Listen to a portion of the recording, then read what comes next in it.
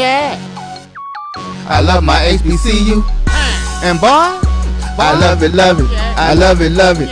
I love my HBCU. And man, I hope my team they won one. Yeah. I hope my team they won one. Yeah. Man, I hope my team they won one. I hope my team they won one. Yeah. I tune into the HBCU Sports Lab to see if my team won or lost. If they lost, I'm quiet as a mouse. But if they won, keep tab. I'ma do the dab, yeah. Dr. Cavil, he know what he be talking about. Mike and Charles, they know what they be talking about. They compress the analytic data with the hip hop. If you know them like I know them, they gon' tell you if your team, if they won or lost, and who the ball, So listen to Professor, yes sir, and pay attention, cause he gon' teach a lesson. This is Dr. Cavil with Inside the HBCU Sports Lab with Mike Washington and Charles Bishop. Let me go on and get this out the way before I even provide a welcome to everybody. It might be a hot show today. Mike is on the road and he's a little excited. I think he had a late flight in and he's already hit the happy hour. I'll put it that way. Jet lag. And y'all can figure out the rest. Jet lag medicine. Then we have Charles Bishop. Everybody needs to tell him that hasn't already. Happy birthday. Happy birthday, see another trip around the moon. Yes, indeed. And if I know anything about Charles, he's hit the links out there. And if he's out there having the links, that means if he did good or bad, he's probably had a little trip around the moon too. So he's probably had a little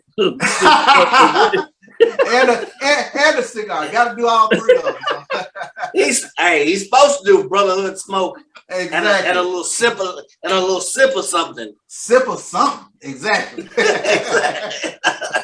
Told you this one might go off the rail fast. Welcome to episode 291 of Inside the HBCU Sports Lab radio show and podcast. The show that's covering the sporting HBCU dash for all things HBCU sports, but institutions large and small, from the NAIA to the NCAA. We share insights and information on the HBCU sports culture, HBCU athletic aesthetics to facilitate the story of HBCU athletic programs and the business of HBCU sports, as well as HBCU sports culture pedagogy. We get into that a little bit. I really want to find a way to get into some HBCU sports business. So we'll see on the second half of the show if we can take a deeper dive and ask some questions from these individuals, their thoughts on other business ventures that are leaking out and coming to us and how that may trickle down and affect the SWAC or HBCU sports.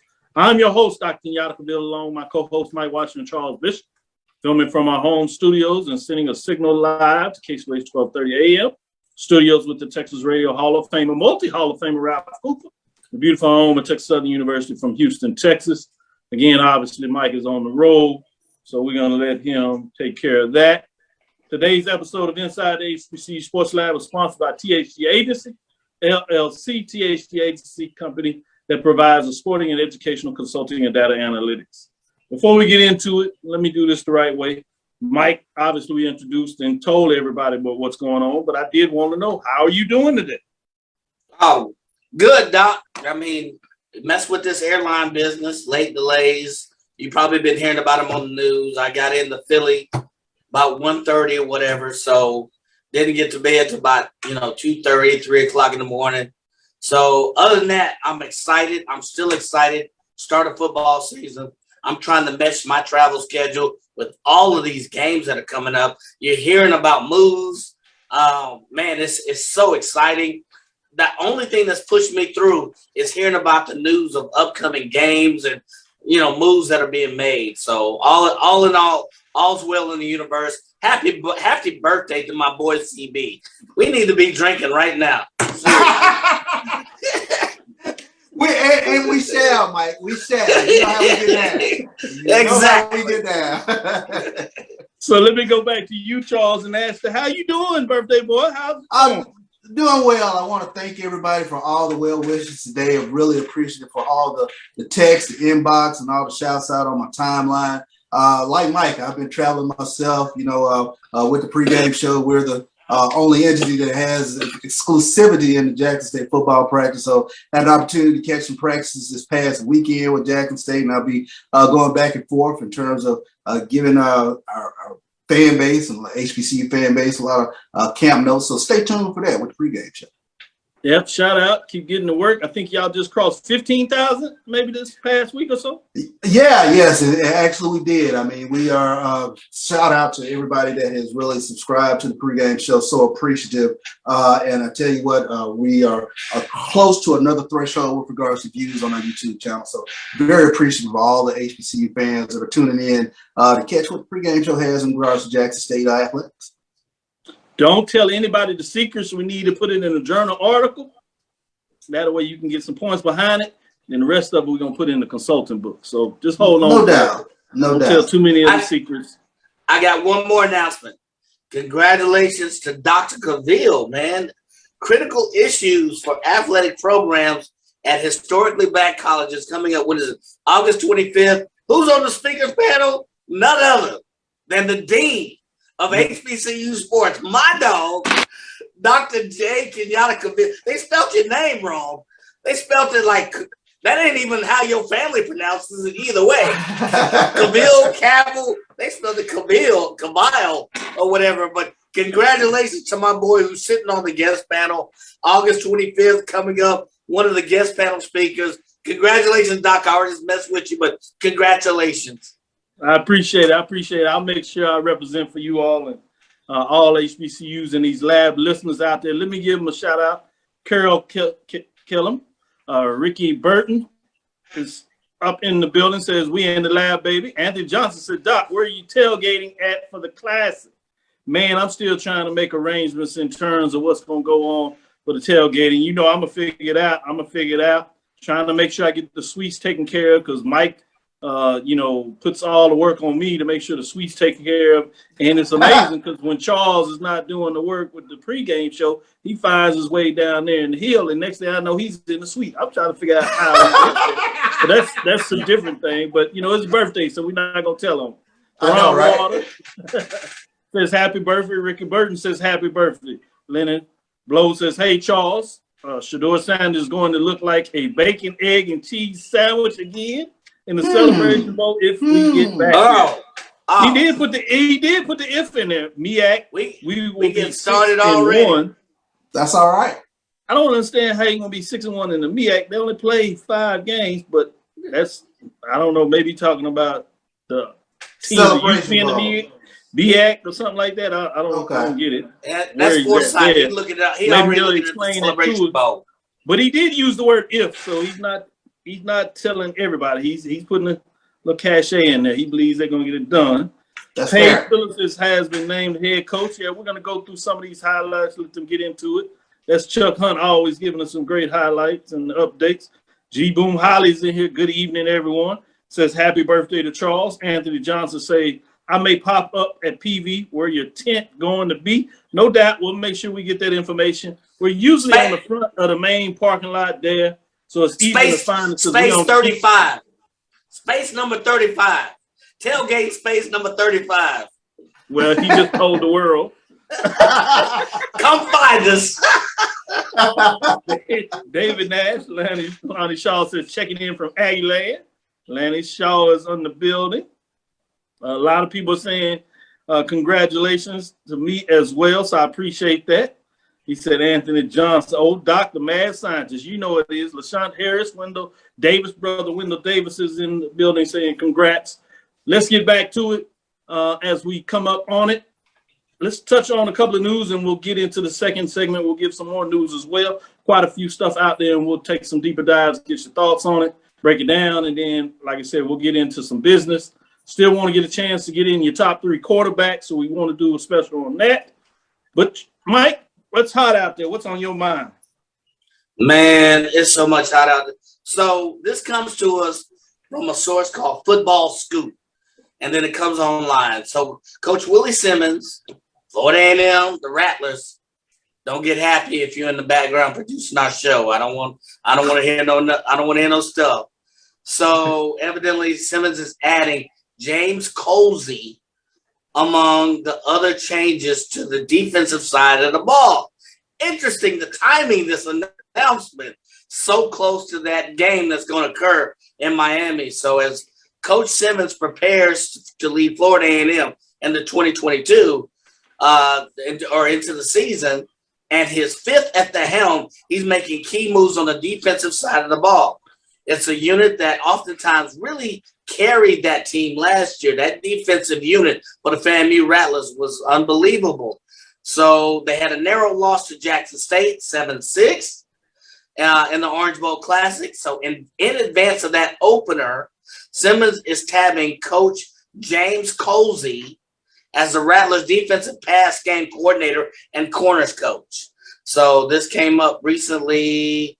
I don't know the date of it, August 8th. So interesting. They didn't go into details on the other defensive changes. So the only one they elaborated on is that Devon Morgan, previously defensive coordinator at Elizabeth City, is FAMU's new safeties coach. So I don't know if this has been in place. I don't know if this is a new announcement or what, but it is tabbed August 8th. So it's interesting, the timing of the announcement. You'd think it would have came out a little sooner. So Coach Simmons making some moves on that defensive line. Yeah, it's interesting on that other hill over there. You know, we got 3 of them in the SWAC. With that being said, Charles, what news that you got going on? What's on your mind? Well, Doctor, you mentioned sports business, and this is a bit of sports business from Jackson State. American Airlines will has scored a partnership with Jackson State as the official airline of Jackson State University Athletics. When you take a look at American's activation of the sponsorship, will include providing private charter flights for select Jackson State football away games, year-round activation on the Jackson State Sports Network, in-game activations at Veterans Memorial Stadium, beginning with the Saturday, September 17th home opener versus Grambling. Additionally, American will sponsor exclusive in-season elements and branded content opportunities in multiple sports. So big news for American Airlines partnering with Jackson State University Athletics. Yep.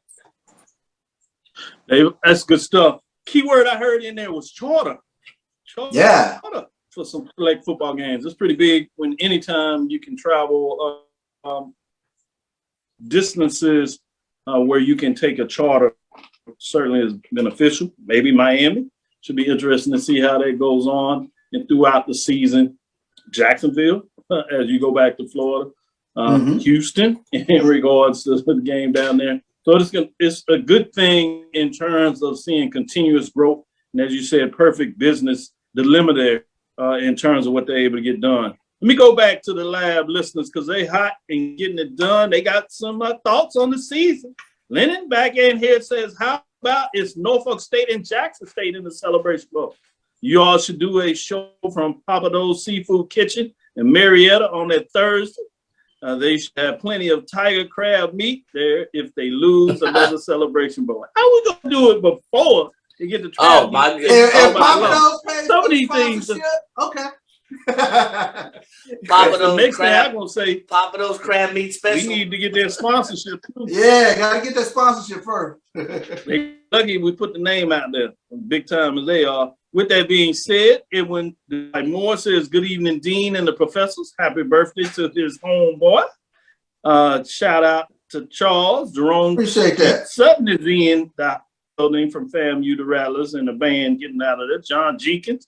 Mary Alice is congrats, Doc. Thank you. With that being going on, let's get into our first break. We'll come back with some more news. We'll get some more thoughts on the other side. Stick with us. We'll be right back after this break.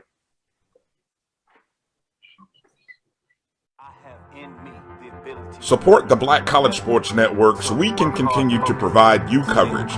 Go to myjbn.com/support and be a part of the Black College Sports Network. They can follow their dreams. Let's get back to getting ticks instead of watching flicks. Before we can safely get out there, we need the facts on COVID-19 vaccines. Visit getvaccineanswers.org so you can make an informed decision for yourself and for your crew. Charmin Ultra Soft has so much cushiony softness, it's hard for your family to remember they can use less. Sweet pillows of softness. This is soft. Holy Charmin. Oh, excuse me. Roll it back, everybody. Sorry. Charmin Ultra Soft is so cushiony soft, you'll want more, but it's so absorbent, you can use less, so it's always worth it. Now, what did we learn about using less? You gotta roll it back, everybody. We all go, why not enjoy the go with Charmin? Maureen is saving big holiday shopping at Amazon, so now she's free to become Maureen the Merrier. Food is her love language, and she really loves her grandson. Like, really loves. Since 2002, Empowerment Resources, Inc., a nonprofit organization, has empowered more than 1,500 youth and adults in Duval and surrounding counties through its programs Journey into Womanhood, Girls Mentoring, Life Skills for Teens, and Parenting Education Coaching. To get involved with programs, volunteer, or donate, visit www.empowermentresourcesinc.org. Follow us on social media, facebook.com/empowerment.resources and instagram.com/empowermentJAX.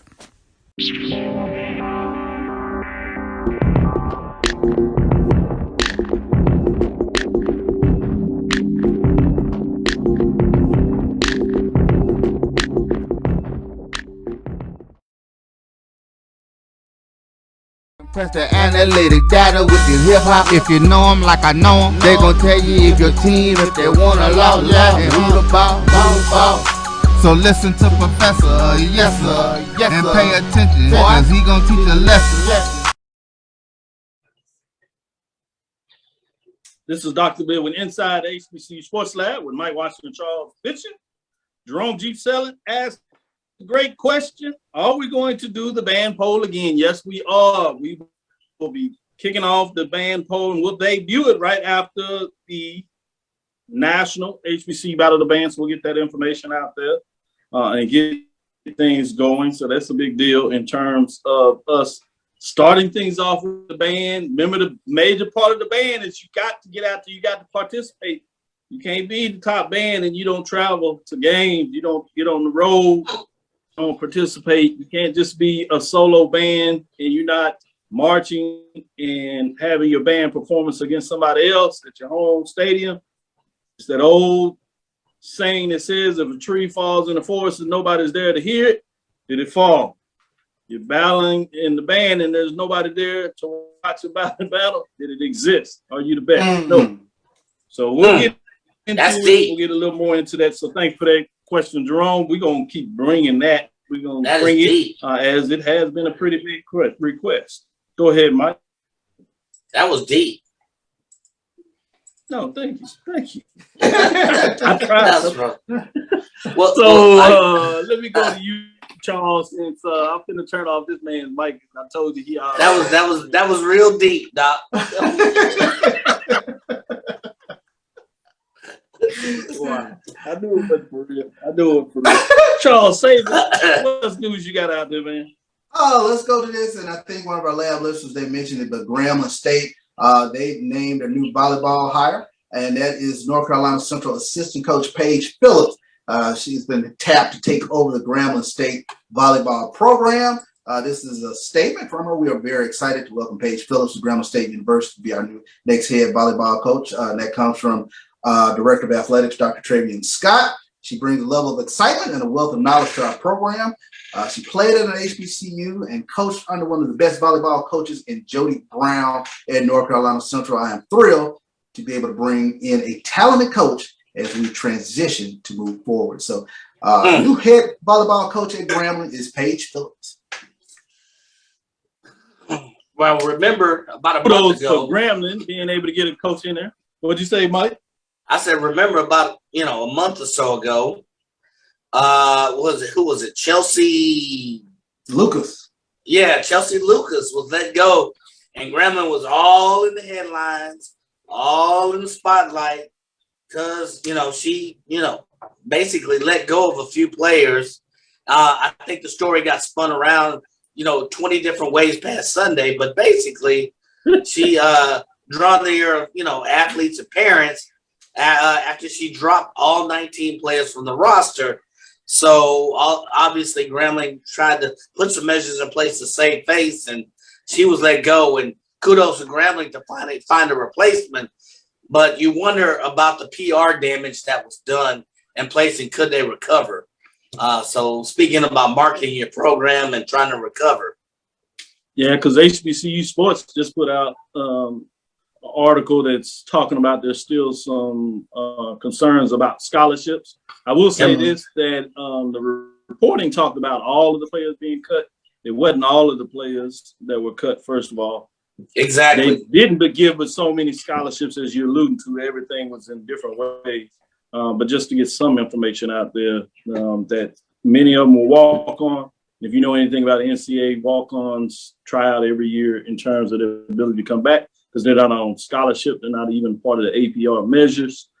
So a different provision there. But it'll be interesting to see what this young lady can do with the program. Because, as I said, if you go back a couple of weeks ago on the ONG strike zone just last week, they had the volleyball coach over there at FAMU talking about their program, which brings a lot of people back. If you remember, they edged out Jackson State in the regular season, which were the only loss that FAMU had was to Jackson State. They lost in the championship game, which went to 5 sets and was something that I watched and went down to the wire. Was an instant classic in many ways. But he talked about some of the programs, was one of the questions, some programs to watch. I thought it was fascinating. We talked about, obviously, Jackson State. He talked about some of the key players, at least that were out there that he was aware of that came in. One of them he was recruiting, so he said he knows he was very talented, so he expects for Jackson State to get better. He talked about the league in itself is getting better. He said Alabama State should be back in here. Talked about Arkansas Pine Bluff, so it's going to be fascinating. He said Prairie View will be young, but they have some scrappy players that'll be intrigued to talk about that. So it was interesting to really get the volleyball. And we'll see if we can give you some updates in terms of that. But if you are one of those folks that have a liking to volleyball and want to follow these stories, not just for who's coaching, what's taking place, but actually in terms of some of the college athletes that play, go back and check out the ONG Strike Zone from last Wednesday, and you can get some good updates on the volleyball. With that, let me go to you, Mike. What else is on your mind? What's else out there for you? Well, speaking of business and marketing, Alabama State's getting a new look. They got a new state-of-the-art turf and design. And this comes to us from a number of sources. We want to make sure that, that they get credit. Game Day brought it out, HBCU Sports. It was also on social media. So it's all the rave. They experienced this new look. So this field turf core vertex. So it's in place, supposed to be in place by the time I guess they start practice. So first year head coach, former Alabama State linebacker Eddie Robinson made a few tweaks in the field's design. So the word mark Hornets that was at the each end zone has been replaced by Bama in gold and State in white. Change number 1 with the gold stripes. The new turf has the latest, what they call cool play technology. Now let's think about that cool play technology. I don't know what the heck that is, but that just sounds like awesome. With all these temperatures rising across the nation, cool play technology, whatever it is, sounds acceptable. It's supposed to be more amenable to making cuts.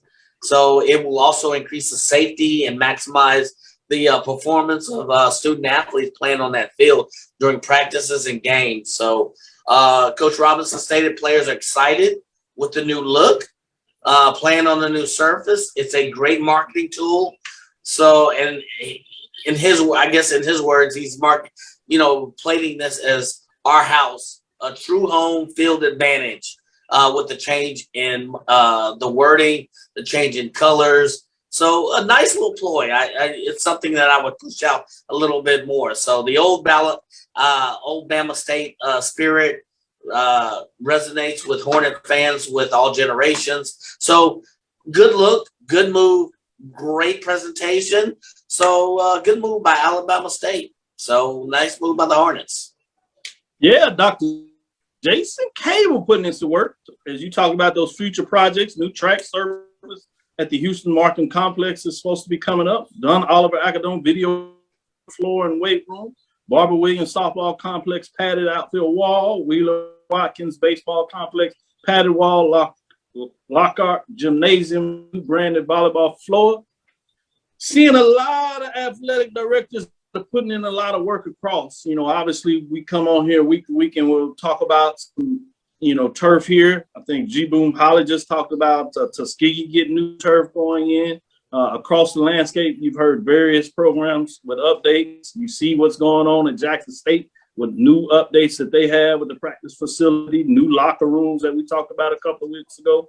So the emergence of the updates of facilities across the platforms of many HBCU programs with field turf, updates to locker rooms, floors is a good thing to see. So kudos for Bama State for not only getting done, but making sure they putting it out there for folks to recognize as a marketing and branding strategy as well. So I thought that was a big deal when you talk about that. Just hot all, have no verification from this, but people on it. Jonathan Black is saying that South Carolina State just fired the AD. So I put a big O up there. Woo! Did not got anything out there to verify it, but we'll certainly see what we can find out about that. Didn't see that one coming. Thought a lot of things were going on pretty good with the fundraising from not just a university perspective, but also from athletic directors. So fascinating to see if that happens to be the case and what's going on there. Let me go back to you, Charles, as we continue to have some of the news out there from HBCUs. A lot of stuff going on in the landscape. Any final news that you want to chop up before we get into some dialogue about some actual athletes?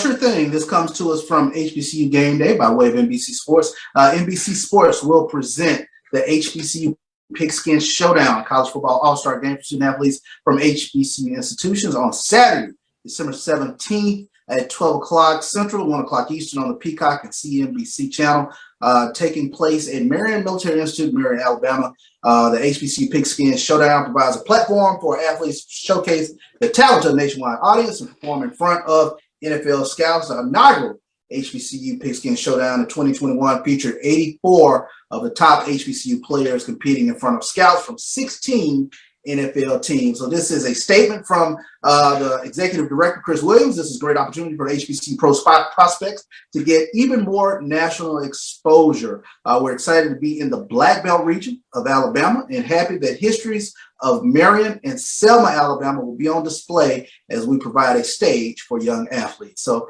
big news in terms of the HBCU Pigskin Showdown featuring HBCU athletes.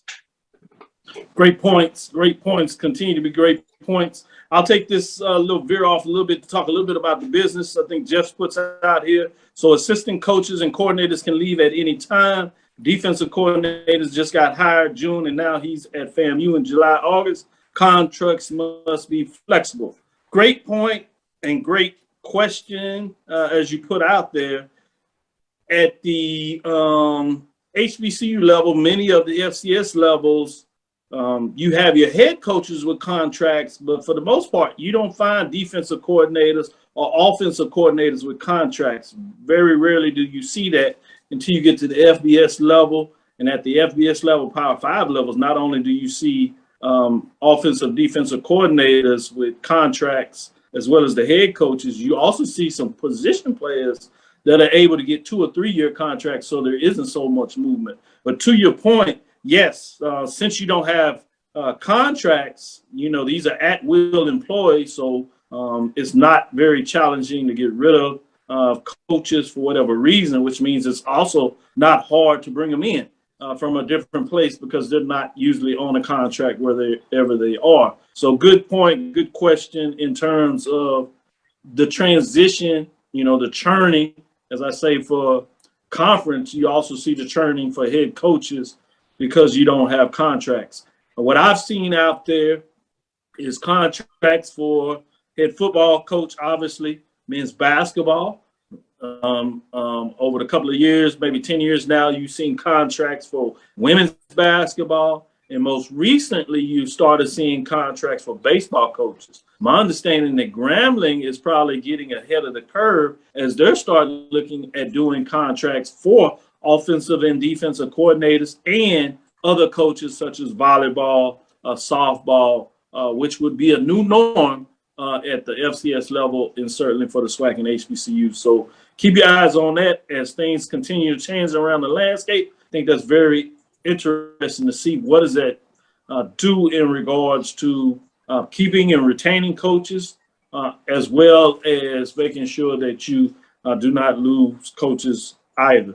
With that being said, let's get into our second break. We'll come back on the other side, and I want to get into some dialogue in regards to these gentlemen's thoughts on their top three coaches, major division and mid-major division, what their thoughts on top three quarterbacks, I should say, top three quarterbacks at the mid-major, major division level. I want to get in that and see what their thoughts on that. We'll be back on the other side. So as I told you last week with your homework assignment, we'll come back and see what your thoughts are on these top three quarterbacks and see what they look at. They teased out last week. We'll come back and give them a chance to take a deeper dive in that. So stick with us. We'll be right back after this break.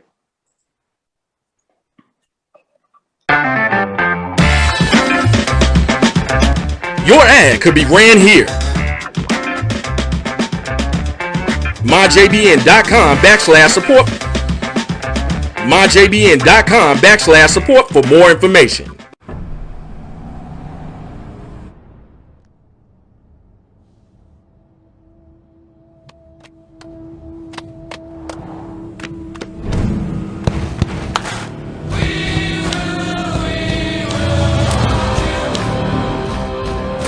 The new GMC Sierra with hands-free driving offers the most advanced and luxurious pickup in its class. Yeah, it rocks. From novice to aficionado, find yourself here. High quality cigars plus personal customer service. Slow Burn is Waco's only mobile cigar lounge, featuring a meticulous, curated collection of premium cigars. Visit our website, www.slowburnwaco.com. That's www.slowburnwaco.com. Supermarket sushi, really? No. Wait, Troy, you work here? I'm never not working. Like Head & Shoulders Scalp Shield technology, up to 100% dandruff protection, even between washes. Never not working, huh? Oh, Troy, you're such a good teacher. Yeah, I know. Never not working. Never not working. Never ever not working. Are you serious? Never not working. Dandruff protection that's never not working. Head & Shoulders Scalp Shield technology.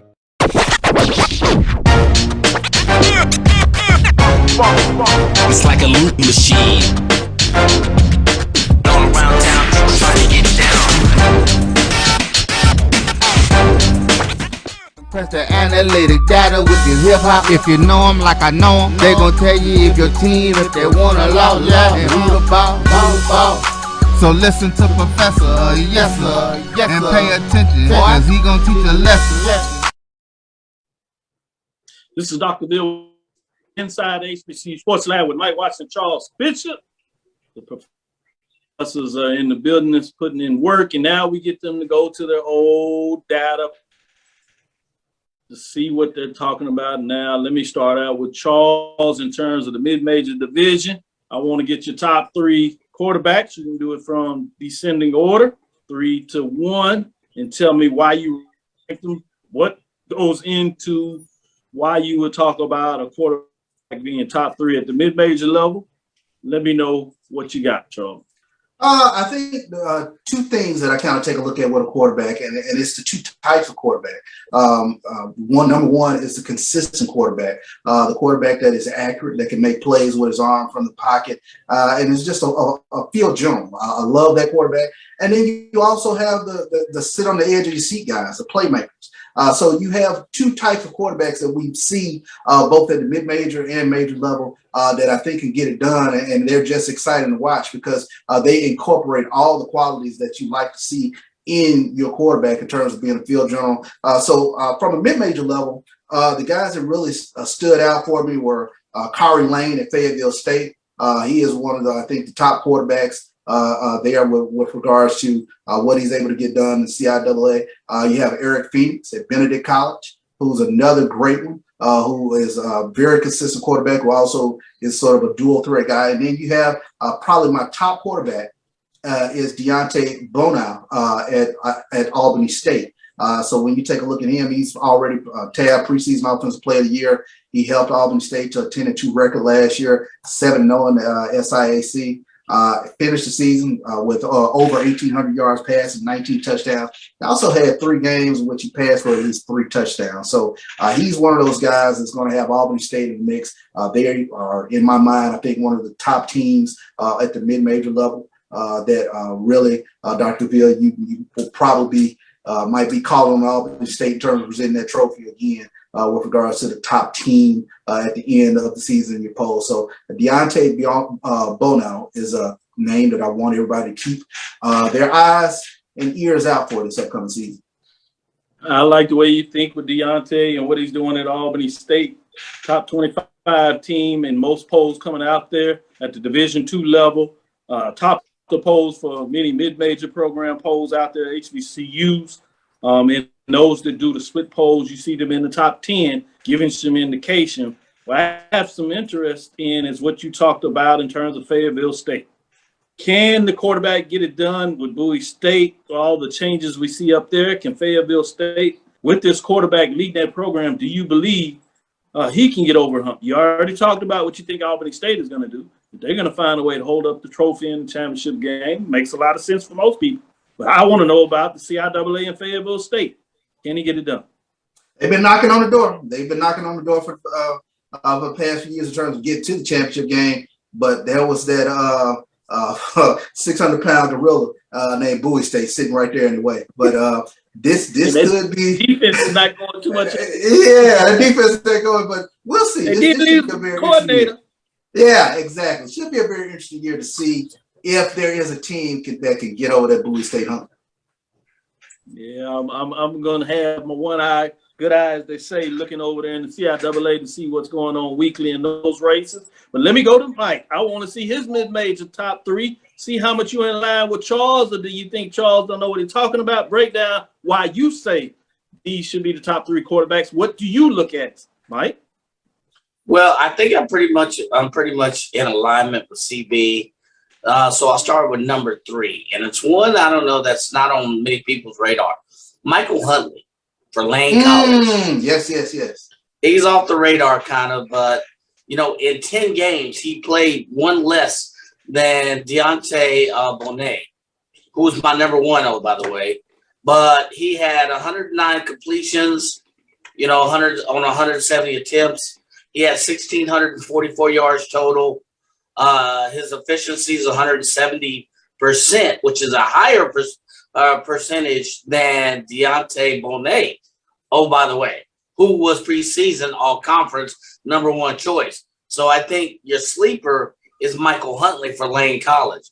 My number 2 is pretty much in alignment with CB and Kiari Lane from Fayetteville State. Obvious reasons. He's been there.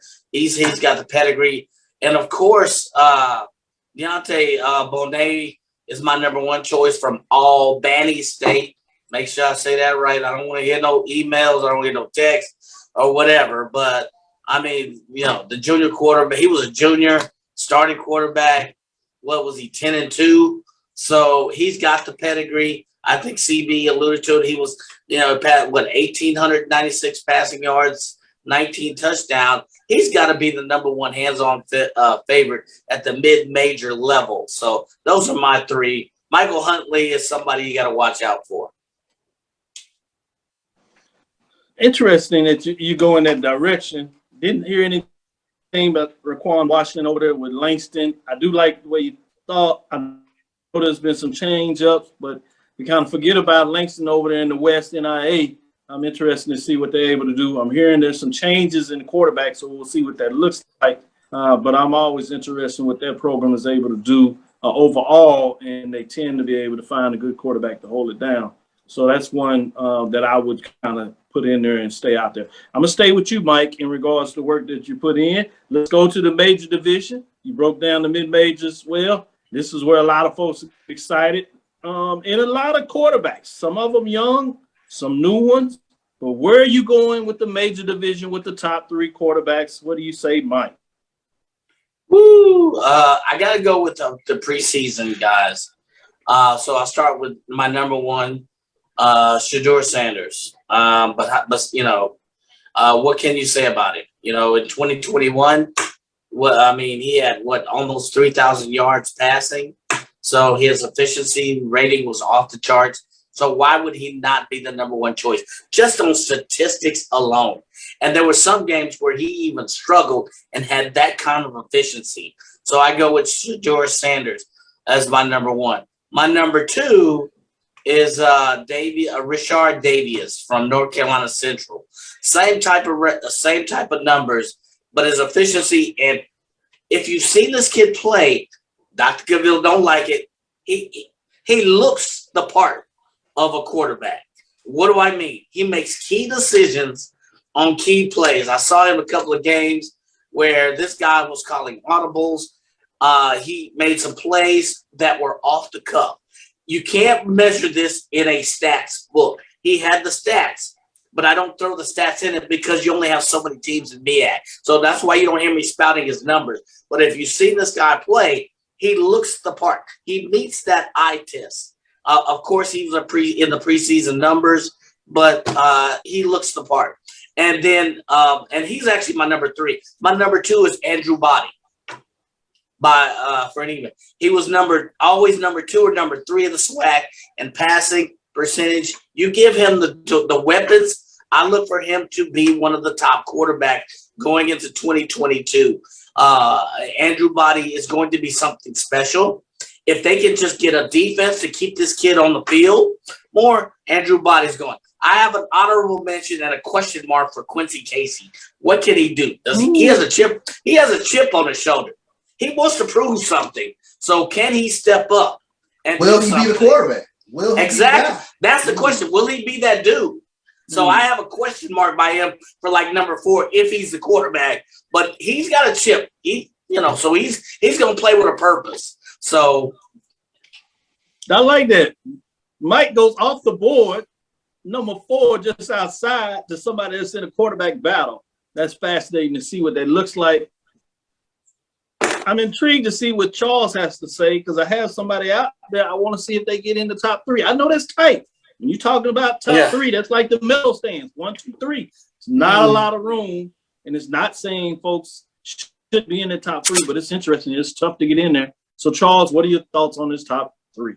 Yeah, I'm going to start with an honorable mention, and it's kind of a team that I'm just kind of keeping an eye on to see if they are actually a sleeper team in Howard, in Quentin Williams at Howard. So I'm very curious to see if they can make any noise in the MEAC this upcoming season. I know we kind of laugh and joke about Howard. They look great every MEAC preseason. But don't make any hay. So it'll be interesting to see what Quentin Williams can get done with Howard Bison. But I'll start with my number 3, and that is Andrew Body in the SWAC.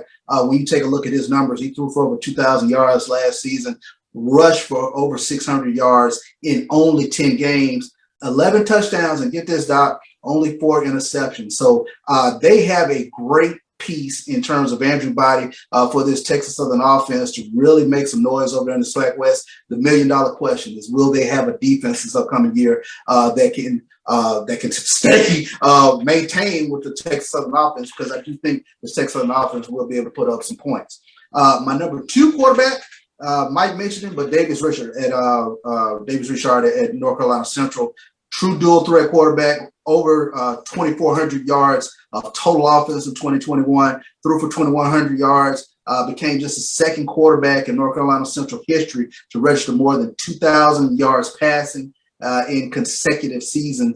And he completed 58% of his passes. That's one of those things that I really kind of take a look at with regards to is he completing passes to accuracy, 177 for 305 last season for North Carolina Central. And he counted for 23 touchdowns, 15 passing, 8 rushing. True field journal that gets it done with both his arm and his legs. And then, of course, my number 1 guy, Sudor Sanders. What jumps out about Sudor?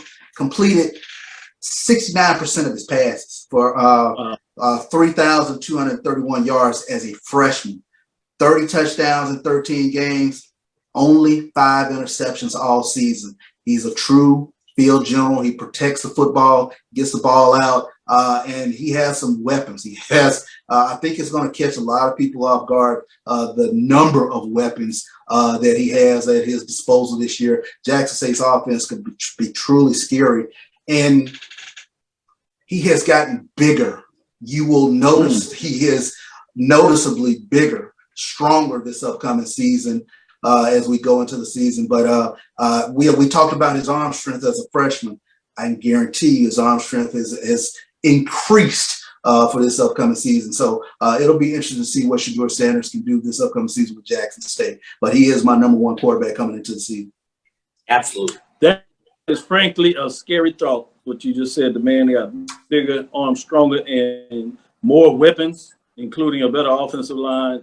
That is not what the league wants to hear coming out of Jackson, Mississippi. But hey, it is what it is. Both of y'all were pretty much the same with your top three. You did have a change in 2 and 3 between Rashard and Body, where you selected them. I thought it was interesting. Not arguing with it, but Corey Fields, Jr., South Carolina State. He's right there. That's another one I think you could put in the mix. But I'm not going to bump either one of you in terms of dropping your 2 or 3 out. But if you had to go to 4, I think you could give some love to Corey Fields. And by the end of the season, he might find a way to bump his way into the 2-3 spot in terms of what goes on this year with overall stats and records. I can go with that. You look at in. So I do like where you all went in terms of what that looks like. So I'm fascinating. The all thing that we talk about, all these quarterbacks are relatively young.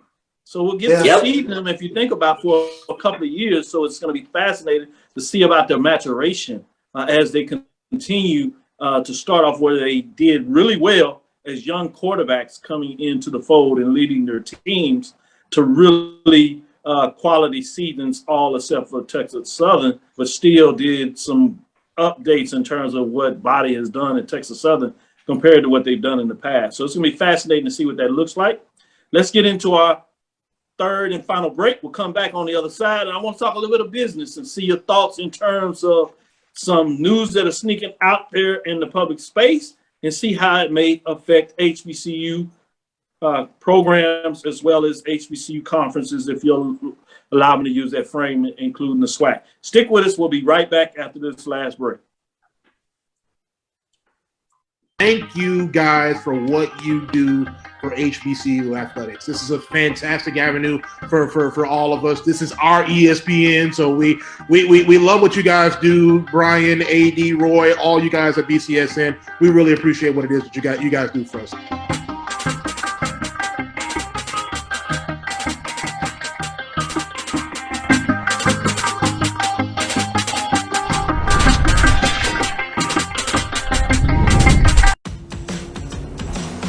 Don't worry, Ma. We'll be there soon. We? Is this the one? Well, let's say I found the one who takes me to another level. Always stays calm under pressure. Most importantly, the one that helps me discover the coolest places. This sounds wonderful. Come outside, I'll introduce you. They're here. Definitely the one. Introducing the all-new Nissan Frontier.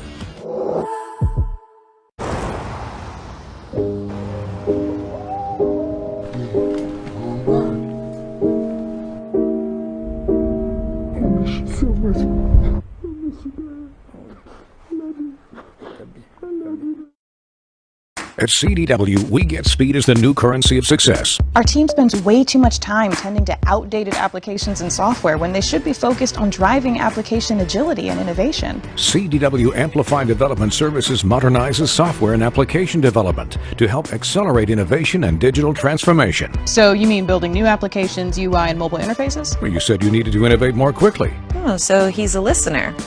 To do more at scale, trust CDW Amplify Development Services.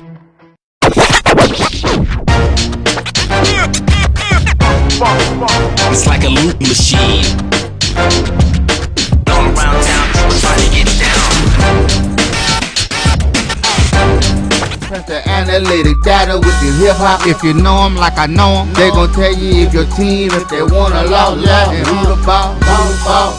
So listen to Professor, yes sir, and pay attention, cause he gonna teach a lesson. This is Dr. Bill with Inside the HBCU Sports Lab with Mike Watson, Charles Bishop, and A.D. Drew, as we have the clinical visiting professor in the building. Going to get into a little business talk, so I wanted to get us all in here so we can kind of hit it and get on it. You've sure by now have heard about the Big Ten news that seems to be leaking out that talks about that there are near a media rights agreement with Fox, CBS, and NBC. For those that may not be familiar with this news, you know, this is where they were talking about the Big Ten getting over $1 billion, meaning that each of their schools would get anywhere from 80, possibly $100 million in terms of rights, which led to the expansion of USC and UCLA coming into the conference. This was on the heels of the SEC getting Texas and Oklahoma.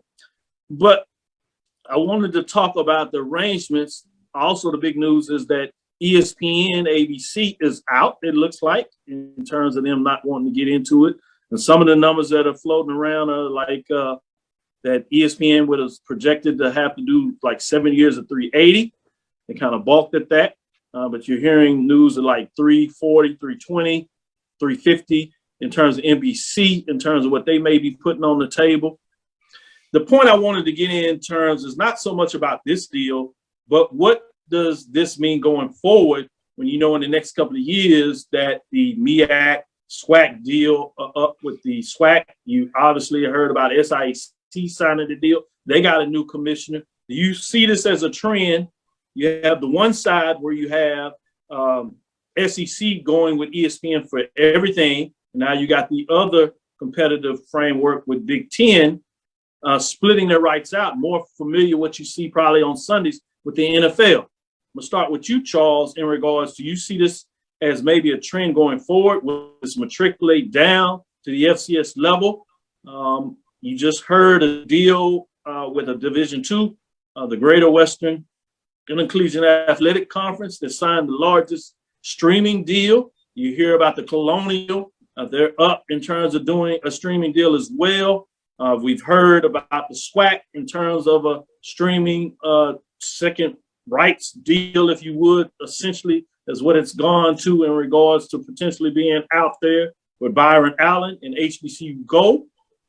Where do you see things going with the HBCU sports market? And you can look at any conference or overall. Charles, what are your thoughts? Yeah, and it's an interesting dynamic, because the first thought I had was, does it create this opening in this potential vacuum in terms of programming at ESPN?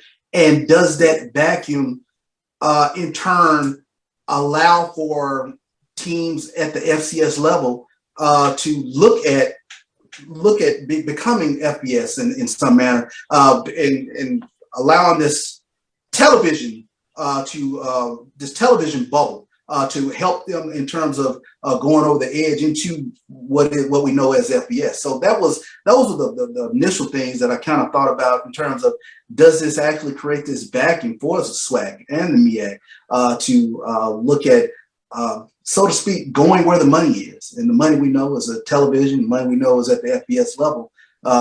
Does it create a framework now where not only do you have this regionality where Fox and NBC have what essentially would be the northern half of the United States, and ESPN would have geographically the southern half, where you're talking about the SEC and all of our HBCUs that are housed primarily in the South and along the Eastern Seaboard. Great points. Let me go to you, A.D. Drew.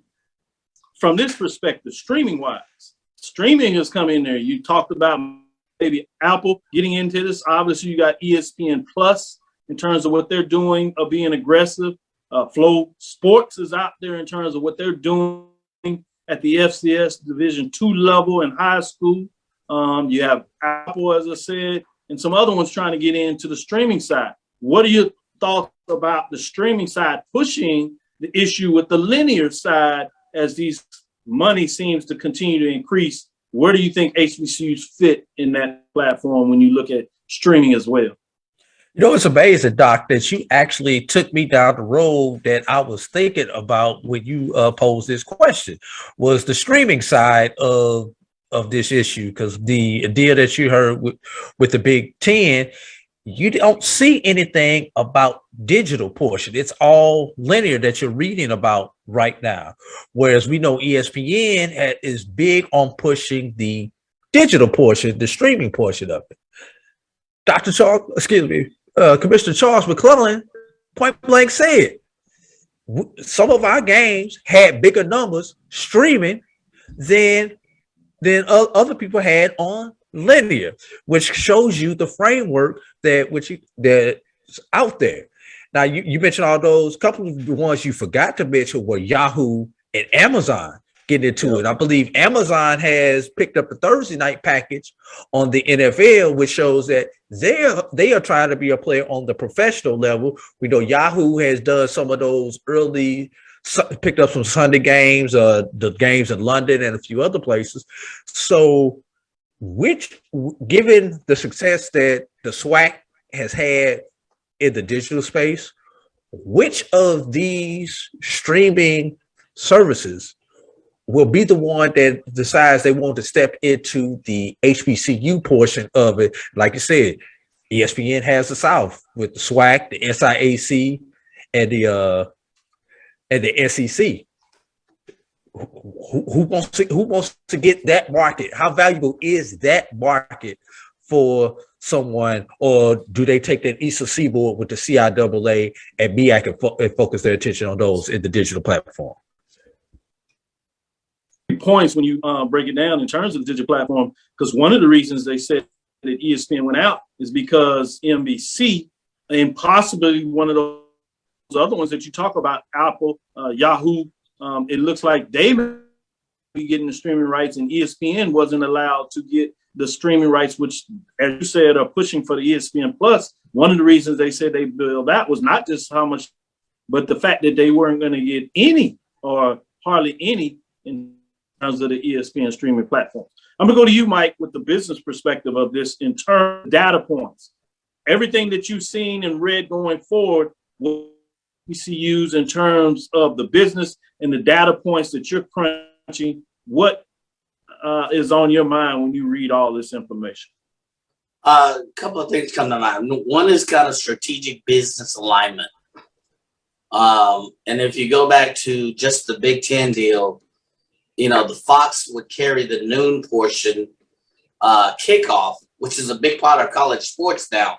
You know, we chided and joked about it on Messenger, but that's a big part. Are they going to try to match up against this ESPN juggernaut known as College Game Day? Does the Big Ten garner that kind of market share that they can drive that? And then CBS would carry the late afternoon game for the Big Ten. CBS has historically carried the SEC games, if you look at it going back a few years. And then the second thing I think is what AD drew. We're not talking about the streaming platforms and what they're garnering. What part of the market share are they going to go? That's an exponential curve that keeps increasing. And I think that it overlays with some of the deals that you've seen. So you see, for instance, Amazon, going to the streaming platform as AD drew. You see other streaming platforms going to this football. What does it mean for them? Will they get part of that share? Will they detract from some of the numbers you're hearing? So you're hearing 320, 350 million with this deal with the Big Ten. But if you have teams that are streaming, HBCU sports, does that pull away from that share? How does it impact that part of the business? So there's a lot of moving parts that we have to break down. And I don't think if you look at the streaming revenue potential, I don't think to be honest, some of these numbers are as high. Dr. McClellan said, hey, we get more out of streaming. How does that impact what's happening on the direct linear relationship between the TV deals and some of the big conferences? I don't think there's a correlation that's been documented. And that streaming component is undocumented, it's untapped. And I think that's a lion that is waiting to be let out of the jungle, so to speak. That streaming potential is going to be big, especially for HBCU sports. Great point by all of you all. We'll have to keep an eye on this and come back to it. To your point, when you talk about Big Ten, will they get in that space of trying to do the game day? We've seen that with ESPN. Will they double down with HBCU Sports? They already have the X-Like Challenge, the Celebration Bowl. You got the Tiffany Green and Jay Walker, obviously the main commentators, if you would, play-by-play game analysis as they do with the HBCU Game of the Week.